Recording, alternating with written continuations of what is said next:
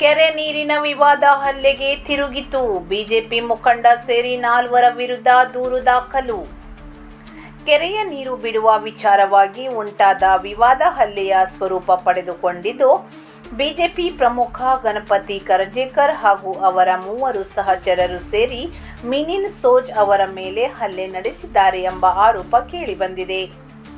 ವ್ಯಾಪಾರಿ ಅಂತೋನ್ Paul seize ಅವರು ನೀಡಿರುವ ದೂರಿನ ಪ್ರಕಾರ ಜುಲೈ 23ರಂದು ಹಳಿಯಾಳ ತಾಲೂಕಿನ ಕೆಸ್ರೊಳ್ಳಿ ಗ್ರಾಮದಲ್ಲಿ ಈ ಘಟನೆ ನಡೆದಿದೆ.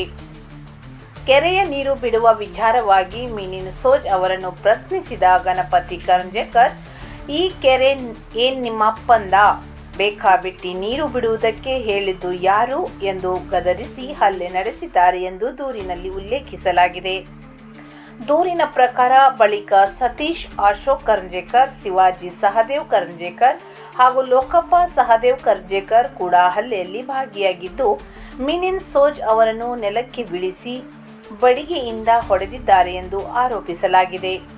ಈ ಸಂಬಂಧ ಗಣಪತಿ ಸಹದೇವ್ ಕರ್ಜೇಕರ್, ಸತೀಶ್ ಅಶೋಕ್ ಕರ್ಜೇಕರ್, ಶಿವಾಜಿ ಸಹದೇವ್ ಕರ್ಜೇಕರ್ ಹಾಗೂ ಲೋಕಪ್ಪ ಸಹದೇವ್ ಕರ್ಜೇಕರ್ ವಿರುದ್ಧ ಪೊಲೀಸ್ ಠಾಣೆಯಲ್ಲಿ ಪ್ರಕರಣ ದಾಖಲಾಗಿದ್ದು, ಪೊಲೀಸರು ತನಿಖೆ ಆರಂಭಿಸಿದ್ದಾರೆ. ಘಟನೆಯನ್ನು ಖಂಡಿಸಿರುವ ಗ್ರಾಮಸ್ಥರು ಪ್ರಕರಣದ ಸಮಗ್ರ ತನಿಖೆ ನಡೆಸಿ ತಪ್ಪಿತಸ್ಥರ ವಿರುದ್ಧ ಕಠಿಣ ಕ್ರಮ ಕೈಗೊಳ್ಳುವಂತೆ ಮಾಜಿ ಶಾಸಕ ಸುನಿಲ್ ಹೆಗ್ಡೆ, ತಹಸೀಲ್ದಾರ್ ಫಿರೋಜ್ ಶಾ ಸೋಮನಕಟ್ಟಿ ಹಾಗೂ ಪೊಲೀಸ್ ಅಧಿಕಾರಿಗಳಿಗೆ ಮನವಿ ಸಲ್ಲಿಸಿದ್ದಾರೆ. ಅಲ್ಲದೆ ಬ್ಲಾಕ್ ಕಾಂಗ್ರೆಸ್ ಕಚೇರಿಗೆ ತೆರಳಿ ಅಧ್ಯಕ್ಷ ಕೃಷ್ಣ ಪಾಟೀಲ್ ಅವರಿಗೂ ಮನವಿ ನೀಡಿ ಆರೋಪಿತ ವಿರುದ್ಧ ಕಾನೂನು ಕ್ರಮ ಕೈಗೊಳ್ಳುವಂತೆ ಒತ್ತಾಯಿಸಿದ್ದಾರೆ. ಪೊಲೀಸರ ತನಿಖೆ ಮುಂದುವರೆದಿದ್ದು, ತನಿಖೆಯ ಬಳಿಕ ಪ್ರಕರಣದ ನಿಖರ ಸತ್ಯಾಂಶ ಬೆಳಕಿಗೆ ಬರಬೇಕಿದೆ.